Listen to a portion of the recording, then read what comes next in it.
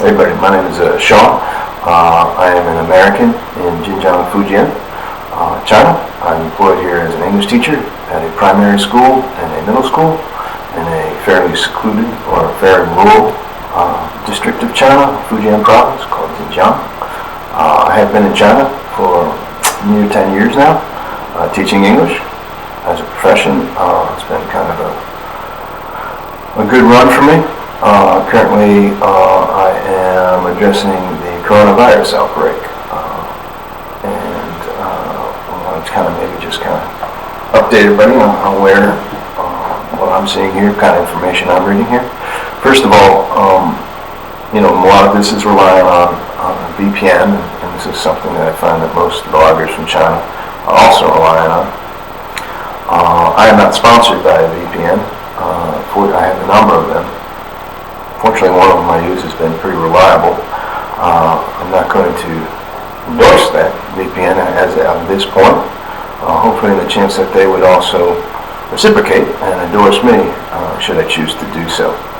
I'm also very skeptical of VPNs because many times it's a Chinese, entrepreneur setting up a system to circumvent their own rules and to profit from it, and thus also shore up their own rules at the same time, using the economies of the free world. So I'm very skeptical of VPNs as endorsements to begin with. But I do use a VPN, and here I'm looking over in my area, there has been noticeable efforts to contain the virus. You find everything from notices, people wearing masks. There's always a community-wide virus broadcast in our development. Even though yesterday when I went outside, they had stopped using that broadcast, which was kind of interesting, kind of curious to me. Although they have closed down my development, there's only one gate you can enter and go through now, whereas it used to be mostly a very porous sort of community where you had 3 or 4 exit and entry points. Now they only have one. Our school here has been postponed to February 16th. I don't necessarily see that date changing or not changing at this point. I have received no information. I am anticipating being paid my salary today. That's certainly a big contingency for my staying here. Really, that's one of the most essential aspects of my employment here, the compensations. And I'm quite concerned about developments, in terms of economy, that it might not be, feasible for them to continue doing so. And if so, I wish they would offer me some kind of notification, or if this should worsen to the event that I can't stay, I would have to say it would be their, it would be sort of on their shoulders, their liabilities, in the sense that, well, you should have given me some notification that you weren't gonna. That's also a stipulation, a clause in my contract. So I'm continuing here. Like I said, I went out yesterday. The air quality here was good. It was in the green. So I go out for a walk here in a very rural, secluded area, a loop, wearing my mask. And what I saw was kind of curious to me, and this is curious to me even in a day where there are no health health problems in the environment. You'll see these old IEs and older ladies out there like sweeping sidewalks out in the middle of nowhere, picking up leaves off the sidewalk, twigs, putting them in bags. And I never really sort of stopped and talked to them. I don't know what kind of conversation we would actually engage in, to be honest with you. But my feeling is they do that out of this feeling of just kind of getting a mobility, that sense of doing something every day is very important there. And so they put that to use. They sort of utilize that sort of, that impetus, that impulse. And so you see them out in the middle of nowhere, like cleaning something, like a sidewalk for, 3 or 4 leaves or something on the sidewalk out in the middle of the boonies. and walking up and down that road, or weeding out a landscape part of the side of the road that was a stretch of where no one ever really drives very frequently. So they were out there, and I thought that was kind of curious that like even in a normal average day without any sort of health threats, they would still be, that's kind of absurd for them to be out there. But they were out there the other day, so I can imagine that the negotiation of that between them and their managers was kind of like, okay, if you want to go out there, but please wear your mask, kind of deal,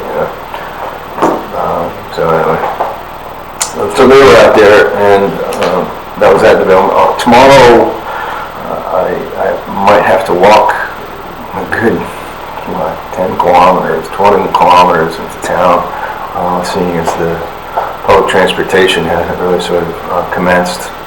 It's been shut down for the past week or so, and primarily I do most of my grocery shoppings in Chuanzhou, which is a good 10 kilometers away, so I'm anticipating a long walk. It's not really a pleasant walk here. A few days ago I had to find a bank to set up some emergency funds, and that was quite a trek just to get to a bank. It took me all day. Quite a long process. I had never invested in any sort of transportation here. I never bought an e-bike here or a motorcycle because I didn't really feel a need to do it. I was satisfied with public transportation, and I still am. It's really still not my interest to go out and drop a big chunk of change on a transportation that I can't reliably guarantee that I will be able to continue to possess after a year. Things are dependent on my visa. Also, another issue that I'm facing right now is that my visa will expire in March, so we only have a window of so many days at this point to renew my visa. Once again, I have signed a contract for next year. It just so happens that my contract expired this month, around the same time that this outbreak occurred, coincidentally. And so there's been a lot of sort of issues, a lot of sort of aspects that you have to address in sort of our decision-making process. But as it stands, I intend to complete my contract, honor my agreements. I know there's plenty of stipulations in that contract which kind of place the liability on me, and there's stipulations that place the liability on them. Certainly, at this point, there would be no need for any sort of. I wouldn't be seeking any punitive measures, and I would hope they wouldn't see any punitive measures if we had to void the contract. I just wish they would kind of give me some sort of notice, some considerations on where they see this kind of sort of proceeding, or how they see this sort of proceeding. But let's take a look at some of the things I'm looking at here on Google News. I'm looking at, I see Thailand has indicated they have a vaccine, which is kind of interesting, and it's based mostly in sort of the drugs that were used in sort of treating the AIDS virus. The AIDS virus was something that when I was younger in the 1980s, New York City was sort of, I remember that epidemic quite clearly, and how that affected my lives, and the stigma, and how media, or before I guess it was social media, sort of exploited that, and my feelings has always been like, it's social media is going to pull the same shit that society does naturally, and you see a lot of that. Certainly I have to deal with that here as a presence in social media, and I have to be sort of attuned to a lot of those implications and things like that. But they have indicated that they have a vaccine and some of the drugs that they are indicating. Lopinavir, ritonavir, and remdesivir are some of the drugs that are using to treat it, and they feel are successful. I'm seeing a lot of recovery rates at this point. There is let me get to it here, see if I can bring it up here. St. John's University, and where's St. John's? No, bring that back, bring that back. St. John's has a map. Is this it? Let's see if it's up. Showing, indicating where there's been some outbreaks of, what is this? What is this garbage? Get out of my face. I'm trying to say you something.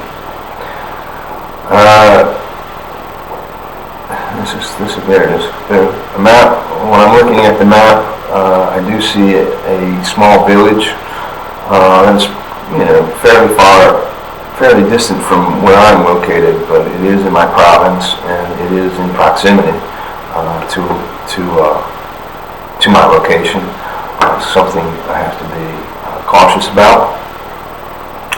Of course, it's like don't panic, don't sneeze. Anybody here with the sniffles or anything like that, you're a little bit like, oh, I'm going to walk on the other side of the road now.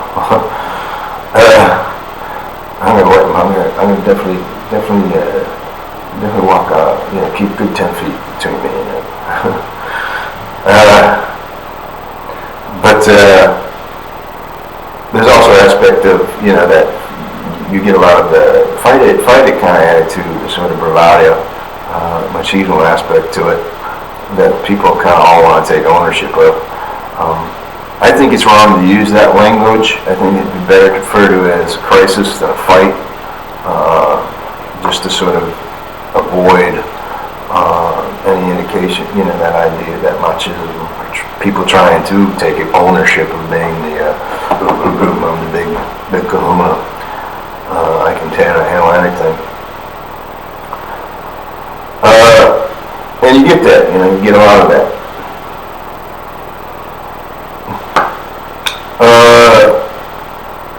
What else? Another good channel I've been watching is, let's go back to the news first. Let's go back to the news. Are we still running here? We froze out. In the news, I'm seeing, they completed the hospital, but there's the advice. One of the YouTube channels I saw was a fellow named Dr. Gao, and he had suggested a great idea that they should have reclaimed the sort of available real estate rather than making a big effort to build brand new hospitals in 10 days, and putting on a big show, making a big sort of show of national pride. I thought it was really sort of really astute on this doctor's part to suggest, hey, why don't you just reclaim these apartments that are just sitting there? They're already equipped, the water runs, the electricity is all there. Why don't you just reclaim them? Because you're a communist government and you already say you own them, and there shouldn't be any problem for you to do so, make that proclamation. And just quarantine those spaces, like a community like mine houses thousands in private rooms. You'd have even more sort of control over the contagions. But they chose to build basically a warehouse, and I can't see how that's going to be more effective, and it's also a big major waste of resources to do so. But that was their course of action. What else am I seeing here in the news that I want to take note of?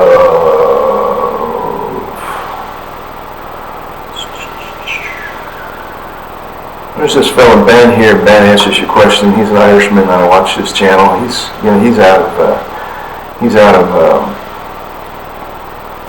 of China right now. He was in Wuhan, and I would suggest there's an American here. I saw. Let me bring up her account.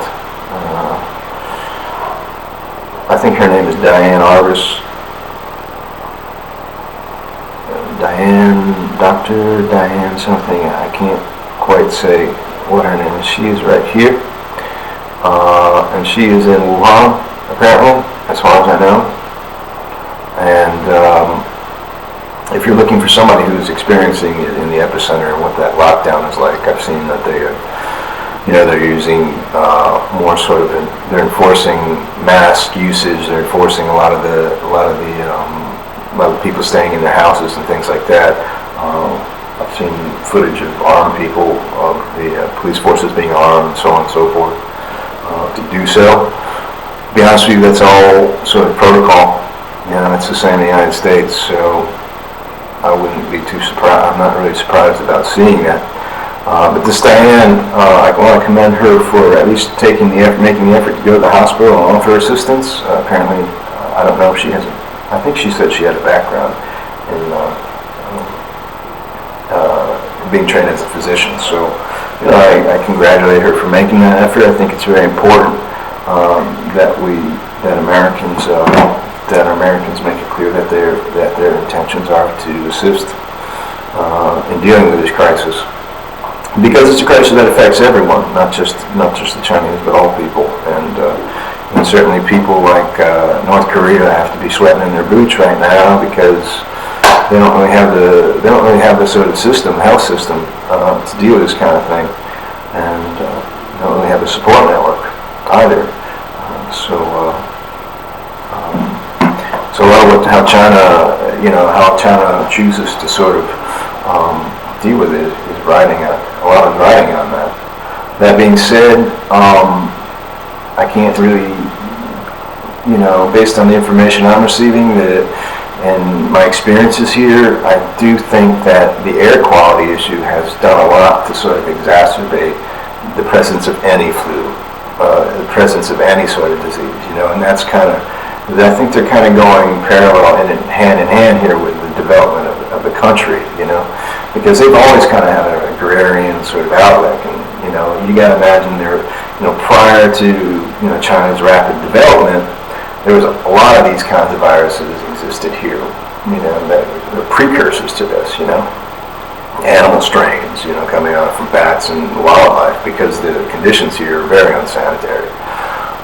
But then you had this industrial development, which exacerbated the air quality. So, just every year you see people getting respiratory diseases from the air quality, and then you get this tinderbox, this lethal mix of sort of viruses from biological viruses and the air quality, and so you get this lethal, fatal risk, and that's why if pre-existing conditions are most susceptible, I think, is because you have these two things are kind of going together and they're reaching a boiling point. Hopefully China will take it to understand it's in their interest to start to invest more and more in their health and safety infrastructure from this point on, because it really needs to be addressed. You have very, very unsanitary conditions, and like, just for instance, the Western toilet, and I know there's been reports about this being the virus is transmissible through fecal and oral. So when you go to the bathroom and flushing the toilet kind of sends up some particles, and so you got to take in consider you have the squat toilet, and the squat toilet is just kind of that fecal matter, very exposed, and once that flush comes along, it's not as contained as the Western toilet. And really the Western toilet was based on that principle, sort of like, because Europe has already sort of fought this battle, or they've already sort of had this crisis where so many people succumbed to a plague, and they started to think of ways to sort of address it. And they came up with one of the solutions was the Western toilet. A lot of people just they take it in the wrong aspect. They say, squatting is good for the bowels, and therefore our method is much more healthy without taking into consideration this aspect of it. So I just think it's really in China's interest to start to focus more on their health and safety infrastructure, and try to sort of put some regulations, food safety regulations, all these kinds of things, and inspections, and start enforcing it on their own infrastructure. Within their own infrastructure, than perhaps trying to project geopolitical, or instead of making geopolitical concerns their priorities. So I hope that kind of sort of develops in the future. What else? I just kind of want to take a moment here and talk a bit about my own sort of personal situation here with YouTube. I know a lot of Americans are kind of clearing out of China right now, and so I started to hold a position just because of still being here, as I have maintained a position of being one of the few people who have a presence here. I'll have the ability to make a very unique vlog, and I'm not going to say I don't see the opportunity in exploiting that. I'm not going to say that, but I kind of feel like, well, I've been trying to create a YouTube community for myself, prior to this for how long, and I made some grounds in this last year. In doing so, there's certain people that I feel I have a conversation with, that I've been in contact with, we've shared chats with, and this all happens within the last 5 years, where like prior to this point, I was monetized, so there was always an opportunity for me to make this a sustainable sort of income for myself, or sustainable sort of employment for myself, self-employment. But then like 3 years ago, YouTube made they demonetized everybody unless you had 1,000 subscribers. And so from that point on, I saw people really being aggressive about, getting those 1,000 subscribers. And, I couldn't help to observe how they were doing that. It was obvious that, okay, it came through, hey, give me a shout out, or hey, why don't you talk about my channel, And you had these groups of people in our community, and the communities I was doing, doing that, helping each other. Let's get this guy to 1,000 so he can get monetized, This was happening, almost in every chat, And I would be in those chats, and I would be like, why aren't they saying anything? Why aren't they doing that for my channel, Like, what's wrong with me, Like, why? They would even use, like, there would be points that I would be making, and then they would go on and say, like, then I would see them do a video, a vlog of their own, where they say, hey, one of my subscribers said so and so, and I was like, well, why don't you say my name and give my channel the support, because I am also in the same boat as you, and you are not. You could help me be monetized, and ideally, I would like to participate. I would like to make this just as much of a opportunity for myself as you have made it for yourself. And I feel like, well, why am I still subscribing to these people? Why am I helping these people out? And they're just like obviously not helping me out. They're like slighting me in the most obvious way, They'll say hello to you. They'll do everything that doesn't really sort of give you a sort of